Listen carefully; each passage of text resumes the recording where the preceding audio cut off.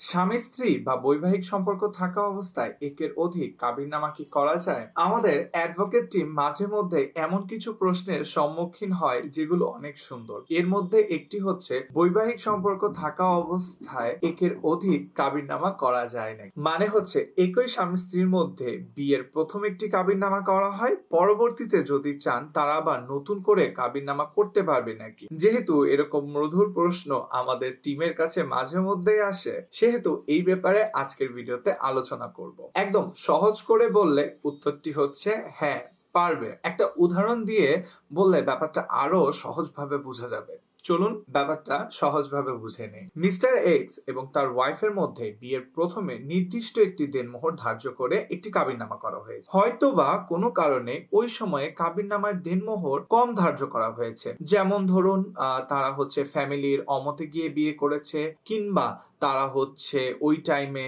যেই ধার্য করা অ্যামাউন্টটা ছিল এখন তাদের মনে হচ্ছে যে তখন দেনমোহরের টাকাটা কম ছিল। তাহলে তারা পুনরায় পরবর্তীতে নতুন দেনমোহর, নতুন কাবিননামা, দেনমোহরের পরিমাণ বৃদ্ধি করে কাবিননামা করতে পারে। এক্ষেত্রে আইনি কোনো জটিলতা নেই। এখন কথা হচ্ছে যেহেতু একই স্বামী এবং স্ত্রীর মধ্যে দুটি কাবিননামা হয়ে গিয়েছে, তাহলে কোনটি কার্যকর হবে? কোনো আইনি জটিলতা সেক্ষেত্রে কি থাকবে? তার উত্তর হচ্ছে না। যেহেতু মিউচুয়ালি বা পারস্পরিক সম্মতিতে নতুন করে কাবিননামা তৈরি হয়েছে, সেহেতু পরবর্তী বা দ্বিতীয় যে কাবিননামাটি তৈরি হয়েছে সেটি কার্যকর হবে। আর এটা তো আমরা সবাই জানি যে কাবিননামার যে দেনমোহরের টাকা ধার্য করা হয়েছে সেটি অবশ্যই স্বামী পরিশোধ করবে। কারণ আমরা লাস্ট ভিডিওতে কিন্তু জেনেছি যে কাবিননামার টাকা স্ত্রীর অধিকার এবং স্বামীর কর্তব্য এটা শোধ করা। তো এরকম আরো ভিডিও পেতে অবশ্যই আমাদের পেজে লাইক, কমেন্ট, শেয়ার করবেন। এবং আপনার যদি এরকম কোনো সুমধুর কোশ্চেন থাকে